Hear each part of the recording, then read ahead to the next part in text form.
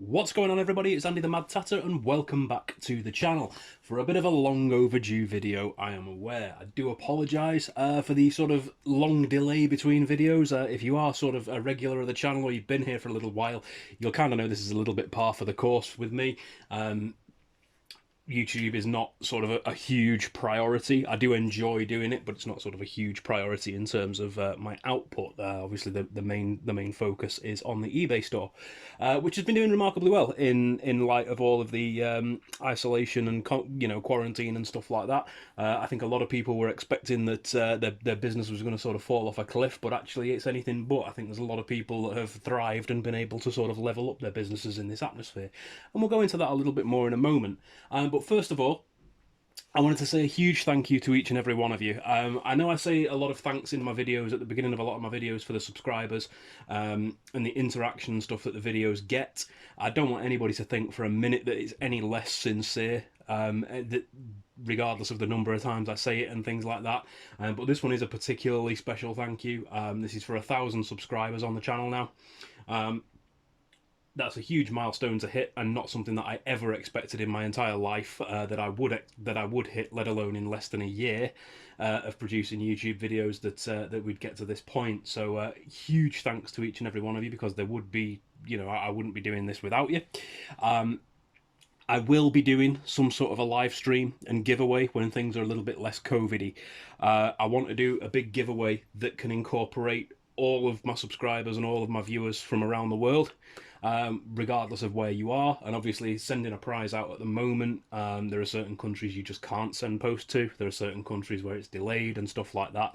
So when things get back to normal a little bit more, then yes, we'll have a big sort of celebratory live stream. It'll be a bit of an Ask Me Anything and stuff like that, and we'll do some sort of a giveaway as well for some bits and pieces. So that will be in the pipeline just as soon as things like the mail and stuff like that settle down. So what's today's video? Well, today's video is my guide to buying returns pallets for eBay resale. Now, if you follow me on Instagram, and I might talk about Instagram a little bit in this video actually, because I have been putting quite a bit of stuff on there, just in terms of day-to-day things and stuff like that as well. So if you're one of those people who watches the sales roundup videos, for instance, and doesn't like the length of them or the amount of detail in them, if you follow me on Instagram, you'll see that every day I post what we call a show as your stack, which is kind of everything that's going to the post that day. A little bit different with my show as your stack, because I'll always tell you how much was spent on the items that were in the stack and how much I sold them for. I don't do the fees and stuff on the Instagram post, because it is just a quick post in the morning before I take the stuff out. But if you wanted a more bite-sized way to kind of see what I'm selling and stuff like that, you can do that, of course. I will be doing some more sales roundup videos going forward, but I am going to change the format of them slightly as well. But regardless, for the moment, we're going to talk about the pallets. Now, I have talked about this a little bit on Instagram, which is why I brought it up in the first place, and I have sort of shown a few pictures and stuff like that of the bits that I've got from there. A returns pallet effectively is return product from retail stores and suppliers, and you buy them through brokerages, or you can buy them on eBay, stuff like that. But we'll go into a little bit more detail with it now. As always, I'm never going to try and tell you that my experience is the best experience, or that my way is the best way to do this. The best way to do anything is to do it for how it works for you, how it works best for you and your business, as I always say. But I'm just going to tell you my experience, give you my input on it, and maybe if it's a good sort of source of stock for you, an alternative source of stock for you in these times when we can't get out to charity shops or can't get out to car boots and stuff like that, this might be a good alternative for you, certainly. So we'll go into a little bit more detail on this. I'm not going to, for the first, in the first instance anyway, this is the first video I'm making on the topic, I won't be saying exactly who I dealt with. This is not because I want it to be some great big secret or anything like that. The only reason I don't want to say exactly who I dealt with at this stage is because it's the first order I've had from them. I haven't sold all of the stuff yet. I haven't got a lot of the stuff listed yet. So I want to see how it all goes first. And I want to make sure, before I go around and say, I would recommend XYZ company, I want to make sure that I'm absolutely happy with recommending them to you. What I will say is that if you type returns pallets UK into eBay, not into eBay, bloody hell, type it into Google, returns pallets UK, I looked through the catalogues of the top 4 results, and I would have bought from any of those companies within the top 4 results. I did buy from one of the companies that is in the top 4 results. So, you can do a bit of homework from there and decide what's best from you. And hopefully what we're about to go into will help you with that. It is going to be a bit more of a classroomy type video with me just kind of pointing the camera at the laptop and talking over it, as we do with sort of the sales roundup videos and stuff like that. So I hope you don't sort of hate that type of format too much. For a more bite-sized approach to this, what I will do, I'll timestamp in the description below when all of these slides change, because I think a lot of what I'm going to say is pretty much just going to be reading off the slides. So when these slides change, I'll timestamp it in the description, so anybody who wants to just skip through and read the slides and not listen to me prattle on, you can do it and have a more sort of bite-sized impression. But hopefully I will be able to get a bit more information in there than I've written on the slides and stuff as well. So for anybody that does want to listen to me talk about it, there's going to be some more information there for you. So I'll begin with something that is fairly basic, and I don't want to sort of come across in any way patronising or anything like that by explaining this, but it is important to understand what exactly are returns pallets. So as the name suggests, a returns pallet is a wholesale shipping pallet which has been filled exclusively with items returned to retailers. This could be an online retailer like Amazon, catalogue shops like Argos, or any other number of high street retailers in any other number of sectors, from clothing to outdoor and garden products to electronics and consumer goods and beyond. Yeah, basically any product or group of products you can think of will have some sort of palletised or returned product available. So there is potentially something there for everyone. So this is another reason why when it does come to, when it comes to the point where I'm very happy with this company that I've dealt with, I'll be happy to, let everybody use the same company as me, because quite honestly, I think there's something for everyone, and there's enough for everyone as well. You don't have to use one of these brokerage companies. You can buy them in all sorts of different avenues as well, which we'll go into in a moment. But I found using a broker to be quite a sort of efficient and easy process, particularly for the first one that I bought. So where do you get returns pallets from? So there are a number of avenues, as I've just sort of briefly touched on. You can buy them on eBay. I have seen returns advertised on eBay, but I've never actually seen what company that they've been advertised from, because from looking at them, they tend to be that bit more expensive than they are from brokerage firms. However, there's nothing to say you can't buy them from that avenue. There are also, wholesalers with warehouses nationwide, who deal with returned, liquidated or excess stock. All of the examples that I give in the video are going to be based on my experience of buying through a UK wholesaler.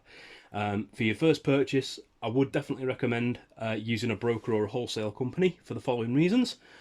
One, the pallets are offered at a fixed price. So what you'll see with a lot of things, like if you want to go and buy Amazon pallets, for instance, directly from Amazon, you can do that, but it's through a bidding process. And you have to have an account for Amazon's B stock. I think it's called the B stock auctions or something like that. And you have to have an account for them. And then, of course, it's a bidding process, so you don't know 100% what you're going to be paying for the pallet until the bidding's ended, kind of thing.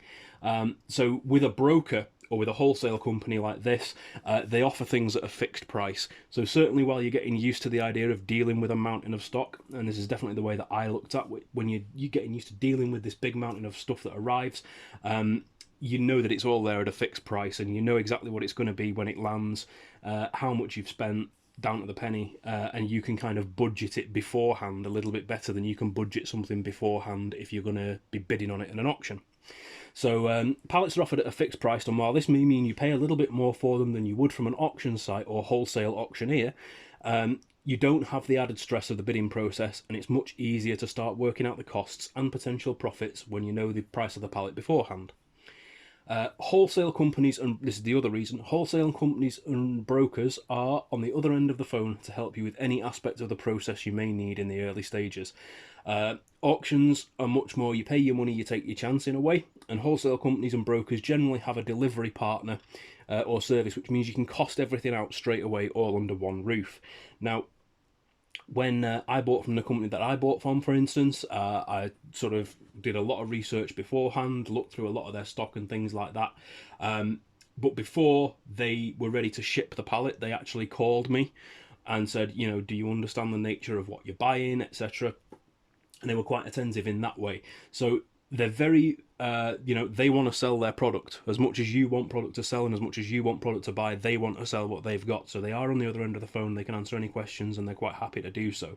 Auctioneers, not sure because I've not dealt with them, but from sort of previous experience with auctioneers and stuff like that, in sort of other professions, they can be a little bit more awkward to sort of get any further information out of. So that's why I recommend personally, certainly for your first one, obviously find your feet, do what's right for you, but I would definitely suggest going for a wholesaler or a broker like this to begin with, just because they make it that much easier. Next is to understand what you're getting into. Now, again, not wanting to sound patronising here, but a returns pallet is not as black and white of a proposition as you may think it is. You will definitely receive broken, damaged or defective items which are missing parts or even just part of an item. There's no comeback for you against the wholesaler or auctioneer or anywhere where you buy return stock from. You can't send it back, you can't get a refund on it if it's not, if it arrives and it's all broken and damaged stuff and you can't, effectively repair those items yourself to make them saleable or whatever. There's no comeback against the broker for that. So you have to be very sort of analytical early on, and we'll go into that a little bit more as we go along. There's no comeback for you against the wholesaler or any products you buy. So if you end up with an entire pallet of damaged or defective items, which is rare but not out of the question, you need to be prepared to make repairs, acquire parts at an additional cost to make those items saleable. With that said, you do also get change of mind returns in there as well. So those are quite often things that somebody's opened, had a look at, gone, oh no, that's not what I thought it was, and sends it back. So you do get both, you'll get a blend of those types of things. You won't always get all damaged stuff, you won't always get all good stuff. Some of the stuff, for instance, that I got in my pallet, I got a load of electric toothbrushes. They were all packaged and everything, and they were ones that were sent back on a 30-day satisfaction guarantee thing. So Oral-B were doing a 30-day trial on their toothbrushes, and if you didn't like them, send them back. So I've got a load of them that came back under the 30-day trial from people that didn't like them. So they've been used, certainly, and I'm going to have to provide new heads and stuff for them and give them, obviously, a thorough clean, but otherwise they're a perfectly saleable piece of stock in excellent condition. So, you will get a blend of stuff. With that said, most reputable wholesalers will have different grades of return stock on offer for you. So if you want to pay a little bit more and minimise the chances of completely unsaleable items, then you do have the option to do that. But even then, you're not guaranteed to receive a pallet of stuff which is immediately ready to list. And that's quite an important thing to understand. You are going to have some stuff in there that's ready to list, absolutely. But it might be the lower value stuff. It could be, things that you weren't so enthusiastic about finding on your pallet. But if it's ready to list, crack on. So wholesale stock grading. So most wholesalers' definitions of the stock grades do tend to be similar, but the way they label the different grades can vary. So some will use a number system, some will use a letter system, others use their own kind of proprietary labeling system. But for the sake of ease, I'm going to categorise the stock that I talk about like this. So clearance. Clearance is generally where you find the best condition stock but at the highest prices. So this is another type of return pallet that you can pick up. It's usually an end of range from a manufacturer or retailer, and generally it won't be things that have been sold prior to you receiving them. This is a great way to get multiples of a particular product. But what you have to bear in mind with those types of pallets is you're receiving stuff that retailers have cleared because they're struggling to sell it or it's going out of season, things like that. So while the stock itself might be in very good condition, it might be not as saleable as you think for other reasons. A-grade stock, so these are more like the change of mind type of returns. They're less likely to have been opened or used, but that's not out of the question. The toothbrushes are in A stock because they're all complete, all boxed, no damaged boxes or anything like that. So they kind of class as an A-grade stock. However, I'm still going to have to supply new heads for the brushes and stuff like that. So these are the change of mind type returns. They're less likely to have been opened or used, but this is not out of the question, and you may still receive defective items. I would probably go as far as that as to say you will still receive defective items. If you're buying returns always expect damages or defects. Further into the grading, B grade, this is generally more of a mixture, so you'll find some unitem returns in there, you'll find some damaged packaging, but unopened stuff, you'll find damaged stuff, defective stuff, change your mind returns, damaged returns, defect returns, all sorts of stuff in a B grade pallet. And a C grade pallet, this tends to be a load of return stock crammed onto a pallet where you literally don't know what you're going to get to a degree. Box stuff, open stuff, things missing packaging, damaged items, items which need work, these are all guaranteed in this grade of stock. But the trade-off is you get a lot more of it for your money, and this was the grading of the pallet that I bought. So examples of, you know, the extremes of stuff that were in that pallet. There was a Breville sandwich toaster in there, which looked like it had been, somebody had it in their kitchen for about 5 years, and then it had been Hulk smashed, and they sent it back. So that was at the sort of lower end of the spectrum, and that one went straight in the bin. But then at the top end of the spectrum, well, we'll get into that a little bit further down, but I got some premium bathroom stuff in there as well, which I'll get into a little bit further down in the video. So you do get literally the whole range of stuff to a certain extent in the C grade pallets.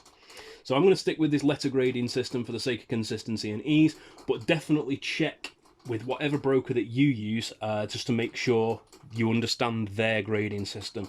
All of the reputable brokers, certainly those top 4 that I've talked about on the Google search results, all of them have a breakdown and explanation on their website telling you how their individual grading system works. So make sure you understand that, you know, you're pretty happy with that before you go browsing for your pallets. So the next thing is browsing and understanding the inventory, because it's not like shopping for anything that you've probably ever bought online before. Even in, you know, us as resellers who are quite experienced with eBay and similar sort of platforms, this is a very different way of buying stuff. So most of the time, when you start looking at pallets listed on a wholesaler's website, you're going to see things like this. And I made this example up for the sake of the exercise, but it's kind of based on, you know, real numbers and stuff. So you'll see, you'll get this picture, and it'll just be of a shrink-wrapped pallet. The shrink-wrapped pallet will have retail value written underneath, sold at a percentage, and a cost price. Now, to begin with, I would say the most important number for you as the seller, or the person who's going to buy this to sell it, is the cost price, because that's what you're going to pay for the pallet. That is then going to be subject to things like VAT and delivery and taxes and things like that as well, depending on where you live. So that gives you the base price. So we'll go from here. Literally what I was just saying, I'm one step ahead of myself. But yeah, the only number I would say you need to be concerned with here is the bottom number, the cost price, as this is what you're going to be paying for the pallet. Be aware that these prices will be subject to VAT in the UK or any other taxes which are applicable to where you live. The price also doesn't include delivery. But what about the retail value, you may say? Surely that's what you can sell the stock for. Why doesn't that matter? So this is where things get a little bit more vague and a little bit more complicated, but once you start to understand it, you can kind of make a lot more sense of it. So that's what I hope to be able to do with these next couple of slides. So understanding and appraising that value. As far as I've been able to tell, this is exactly the same with any wholesale dealer, and certainly on the basis of those top 4 that I talked about, it's definitely the case with them. The retail price stated on the pallet listing is based on the full price that a particular item was selling for at the time it was transferred to the wholesaler. So when we go back to that pallet there and it says retail value 270306, that would be the cumulative value of all of those items on the pallet at the time they were sent to the retailer, to the wholesaler, sorry, I beg your pardon. So this means that an item that may be listed as having £100 retail value, you might think, great, but the retailer who sells that item could have since reduced it to £50, and consequently that's going to be more like the price you can expect to realise. The price doesn't also take into account wear, use, missing parts or damages, so that £100 item may only be worth a fraction of that based on the condition of it. So if you've got something that's been returned, like I say, for the sake of argument, that Breville sandwich toaster, that would have had a value of say 25 quid on the stock list, but actually it's worth nothing at all because it was smashed to bits and about 5 years old. So although they're going to have the value, you know, the full price value, retail value of the item on there, it may not necessarily be that value when you get it. It can cut the other way, absolutely. So that £100 item, it could have been transferred to the wholesaler on a returns pallet, and at the time of the transfer, it was in a half price sale with the retailer. So it would only be listed at £50 retail value on your pallet, but if that supplying retailer has then put the price back up after their sale has ended, and they've put it back up to £100, you can potentially realise closer to that than the reduced price, if that makes sense. I hope I'm making sense with all this, because it's kind of... I've had to talk myself around it a lot in a way to make it make sense to me, and then hope that I can explain it adequately for everybody else. But as always, with anything like this, if you have any questions, just fire away. So that kind of explains that the retail value that you're looking at is sort of rooted in reality, but you can't rely on it 100%. That's what I was trying to get across there. So we've got this far and we haven't even actually clicked into the listing yet. So when you see these listings advertised and you look at, you know, a retail value, a sold price, the sold at is the percentage of the retail value. So the cost price of that one there being $486.55 is approximately 18% of the 270,306. So that's what the percentage aspect of that is. So if we clicked into this listing, this is what you would see pretty much. You would just get a bigger version of the same picture. Quite often with these wholesalers and stuff like that, even the most reputable and good ones, you're going to get one or two pictures at most of the pallet, and it's going to be the pre-wrapped pallet, and you're not going to be able to see, you know, like all of the stuff that's actually in the middle of there and things like that. You're literally only going to be able to see the stuff that's on the edge that was photographed. So you'll not generally have this link underneath that says click here for the stock list. So yeah, it's true. When you click into a pallet listing on most wholesalers' websites, even the most reputable ones, you're really lucky to only get one picture. You might get a couple, but that's only if you're lucky. So how do you know that a particular pallet is right for you? Well, the answer lies in the stock list. Some call it the inventory, some call it the manifest. All of these words, they apply to basically the same thing, and it's an itemised list of what's in the pallet. Now, be aware, a lot of these lists come from the supplying retailers, and they aren't necessarily checked. Even by the most reputable wholesalers. So they can't be relied on as being 100% accurate. Lists that are made by the wholesalers themselves are often based on what they can see on a pre-wrapped pallet. So they don't necessarily account for the stuff in the middle. So, you know, somebody doing a stock take, if this pallet, going back to this one, arrived at a wholesaler, they wouldn't break the pallet open to check everything that was inside it and make a list of it. They'd just walk around it and list everything that they could see. So either way the stock is listed, there is always going to be a bit of a discrepancy between what's on the list and what you actually get. And again, there's no comeback against the wholesaler for that. So you have to be quite analytical and quite certain before you actually pull the trigger. So most wholesalers also offer the opportunity to visit their premises and view stock before agreeing to purchase. This is going to be a great way to quality control what you're buying. It's something that I am absolutely going to do in the future, but at the moment, because of this bugger, the 2020 COVID-19 pandemic, I can't obviously visit the warehouses. But it's definitely something I'm going to look at doing in the future, because to be able to just kind of go there and actually see the stuff and sort of, you know, look at it in a bit more, it's sort of a bit more of a three-dimensional way. I think it'd give you a much better idea of what you were going to buy, definitely. So when we get into a stock list, they look something along these sort of lines. So you literally just get catalogue numbers, a description of the item, the retail price, and then a total retail price is just if there are multiple units of the same item. So this again is just a random stock list taken from a random pallet. This is nothing that I've bought or anything like that. So understanding your stock list and using it to research items. So as we've already discussed, you can't rely 100% on those retail prices, but they are a good first indicator as to whether a particular pallet is going to be worth your while on the whole or not. So this is where the actual kind of work starts. There might be a simpler way to do this. And as always with the videos, I'm not trying to tell you mine is the right way or mine is the best way. I'm just going to tell you what worked for me. Hopefully it'll enable you to find what works for you, because that's what it's all about. It's finding what works for you. So I began by looking for pallets which had a good number of high value items on them based on the listed retail price. I'd then check those higher value items on the eBay solds, much like you would with any item you were researching for resale. But in this case, take notes and keep track of what you can realistically expect to realise on those items. So for the sake of an example, we'll go back to the stock list, and at the top there you've got the Florion 1080p PTZ Dome IP camera. They've got a retail value on that of 116.46. So what I would do, I would go onto eBay and I would look up Florion 1080p PTZ Dome IP camera. It's got the code and everything on there as well, so look that up. Find out what they're realistically retailing for. Check the solds, check for a new sold item, and also check for a used sold item, because you never know whether you're going to get a brand new one or a used one when it actually arrives. So check those prices, make sure you're happy with the value of the higher value items in your pallet. So based on eBay solds, then to keep a look of what you can keep a track of what you can realistically expect to realise on those items. My aim was to be able to recover the total cost of the pallet, which included VAT and delivery, through the sale for as few items as possible. So for an example, using simple numbers, because I am after all a simple man, if you were to go out and buy a pallet for £500 which had 25 items on it, you look at the stock list and you analyse all the items, and the first 5 items you can sell for £100 each.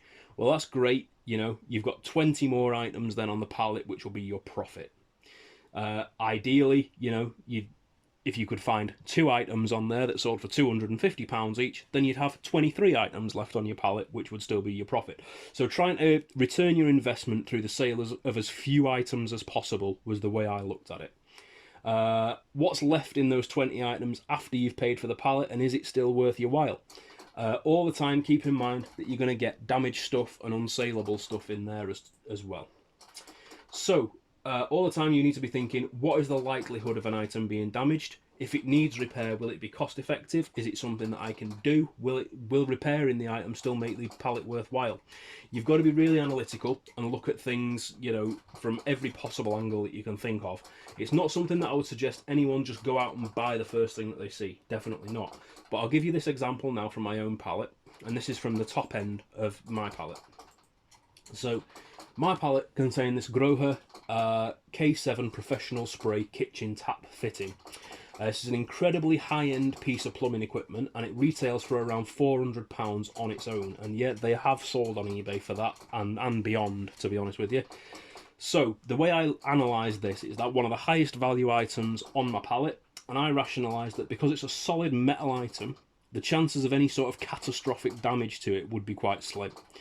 I also thought that there'd be a reasonable likelihood that the item won't have been used and it was just a change of mind return, because the chances of anyone realistically spending £400 plus on a tap, then probably paying a plumber to fit that tap, and then decide they don't like it to return it, is very slim. So it was much more likely that they would have had it out of the box to see how it looked in their kitchen or in their unit, and then, you know, if they didn't like it, they'd have just sent it back unused. And that's very much the case. You know, that is what happened I think in the case of this item. So sure enough, when the pallet arrived, the Grohe tap was in there with its original box and packaging, which is admittedly a little bit bashed around, but the tap itself is complete, immaculate, still has all of its sort of tags on for fitting, and it wasn't used, free from even the slightest cosmetic damage. Inside the box, the fitting kit and the hardware with all the washers and stuff like that, and it was all in factory sealed packaging. So I'm going to be quite confidently describing this as a new other item under eBay's categories. So to explain how this particular tap and the thinking that we talked about in the previous slide, to explain how this applied to my situation, my total spend on the pallets, all told, was £594.03. That included the VAT and the delivery. So this one item on its own will sell for around £400, which means that 2/3 of my costs, there or thereabouts, are going to be covered by the sale of this single item. And that is the mentality that I'm trying to get across by saying, analyse your stock list, you know, go really into detail on it and think, if I get this high value, you know, if it's something, for instance, if it's something like, it's not a tap for the sake of argument, it's an iPad. An iPad is going to command a similar sort of value. You're going to be looking at like a 400, 500 quid item potentially. But the likelihood of something like an iPad being damaged, you know, the screens are can be quite fragile and stuff like that. So if you've got a cracked screen on it, you're then going to have to replace that screen. Is that going to take a significant dent? Is that going to make a significant dent in the profit of that item to do that? And is that then going to sort of start dwindling away at how worthwhile your pallet is overall? The more you can analyze the stock that's on a pallet within reason, the better experience you're going to have on the whole. So I would rather have, you know, I would be more confident buying a pallet full of these, knowing that as a solid metal item, the chances of it being any sort of damage on it are going to be slim, than say a pallet full of iPads, which might admittedly sell faster, but you could end up with a load of damages in it.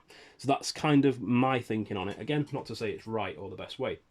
So when you're at the point where you're ready to pull the trigger, you've found your broker, you've analysed their stock to within an inch of its life, and you know their stock list inside out on the pallets that you're looking for. You've found the pallet or pallets that you want to buy. What now?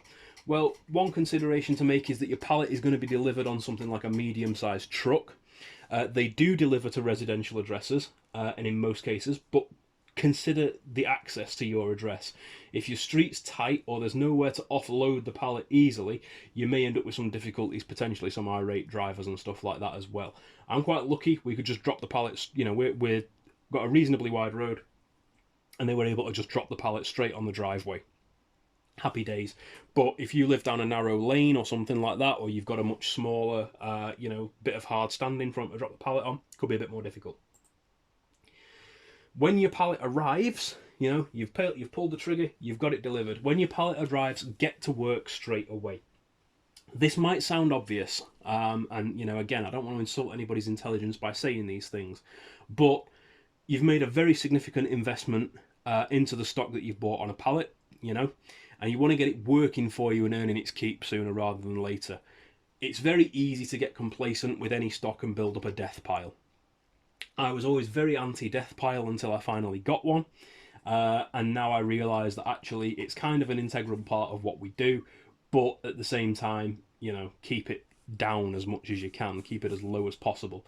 So you don't want to order a pallet of stock and it end up becoming just a palletised death pile. Get working on it straight away. My process was this. First of all, I went off and found the items that were complete write-offs. So things like the toasty maker, there was a bit of glassware in there that was broken, stuff that I couldn't repair or wouldn't be economically worth repairing. You know, you're going to get some of those types of things on your pallet, absolutely, but you've just got to be that bit ruthless, throw them out, write them off, carry on. Then, once you've got rid of all of the crap, it's time to start digging for the gold. Find your high value items, and if they aren't immediately ready to list, make them ready first. Make them your priority, because these are going to be the items that are going to pay back your investment as quickly as possible, potentially. In addition to the high value items, I would also dig out literally anything that's ready to list as it is with a minimum preparation and effort. You will find some sort of little filler items on your pallets, generally speaking, bits and pieces that are thrown on and not necessarily listed.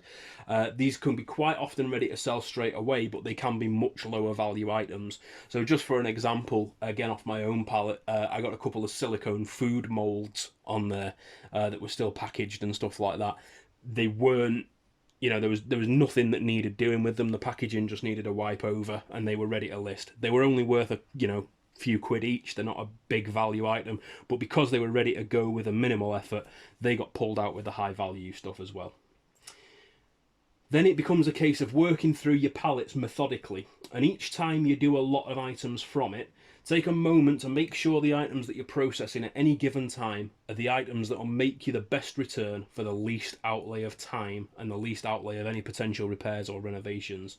So, you know, get your premium stock out of there first, even if it means that it's, you know, get your high end, your high value out of there first, even if it means a little bit more prep to get that high value stuff ready. Make that your priority. Then as you work your way down through the pallet, kind of try and strike that balance between how much work something needs and how much money it's going to potentially make you, and work in an order of priority based on that, I think, is the best way I can describe that. As you go along, you will find other stuff that's damaged, things that don't work as you expected, but don't get disheartened with it. Always look at the bigger picture. You might have to write off a few items, but as long as you're still making good profit at the end of the day, then it's all good. That's what it's all about. Again, taking the example of my own experience buying this pallet, when I started breaking it down, brought it in, started opening it all up, I think probably the first 4 or 5 items that I pulled off the pallet were big items. There was like a chrome bin, one of these infrared sensor bins. There was a couple of other. There was that Breville sandwich toaster. There was a couple of other items and stuff on there as well. And they were literally the first few items that I pulled off, just out of not out of selecting them particularly. They were just the first ones that were there. And I opened them up and they were smashed to bits and dented and stuff like that. And I was immediately starting to think, God, I've not done the right thing here. This is all going to be broken stuff. But actually, as you go through it, you start to realise that there's good quality stuff in there as well. And you've just got to kind of not get too disheartened at the stuff that is damaged, because there will be stuff in there that's still going to make you the money. Absolutely. Next, final thoughts on pallets, really. Palletized stock, whether it's A-grade stuff, clearance stuff, or C-grade mixed returns, it can be a great way to level up your reselling business, but like anything, it's not to be considered a quick win. You're going to need a reasonable chunk of money to invest, you're going to need a good amount of space to store these items once you get them, and you're going to need the time to sort and process the stock, which in itself can be quite labour and time intensive. But the potential return can really give your business a leg up, not just financially, but also in terms of scaling your product offering and the customer perception of your business. Do not, under any circumstances, rush to buy stock like this. This is the one thing that I will say from this video I'm definitely right on. Don't rush to buy it. Weigh up your options, find out what's right for you, your situation, and your business, because that's ultimately the first person that matters, and the first the first sort of entities that matter are you and your business. Does it work for you? Is it right for you? And only you can really answer that question. And do remember, when you buy these pallets, all sales are final. There's no sending it back, there's no complaining about what's on it. That is the way this process works. So that is, I think, everything. Yeah, that is everything I had to say about returns pallets, just in the first part there. Now, you are very welcome, as always, to leave any comments or questions down below. You can also contact me on Instagram for any comments, questions, or queries as well. I'm more than happy to take, inbox messages and whatnot on there. If there are enough questions or bits that people ask me that I haven't covered in this video, I might make another part to the pallets process. Go through that in a little bit more detail there as well. But I wanted to get something out there because I know a lot of people at the moment are struggling to find stock, struggling to get hold of stock, and I was no different. This just happens to be the way that I went about it. So as always, guys, if you did enjoy this video, please feel free to leave me a like down below. If you didn't enjoy the video, by the same token, leave me a dislike. But don't just thumb and run. Let me know what you did and didn't like, and I will try and tailor the future comment accordingly. If you enjoy the content that I'm making here, do feel free to subscribe. Give the bell icon in the corner a little tickle as well there, and that'll notify you whenever we get a new video uploaded. And as I say, do feel free to follow me on Instagram for sort of more kind of daily-ish updates. And as I say, if you want to speak to me or anything there as well, that's the best avenue to do it down. But otherwise, guys, I hope you're all having a great day as best as you can under the circumstances, and I'll speak to you all soon. Take care. Have a good one. Bye-bye.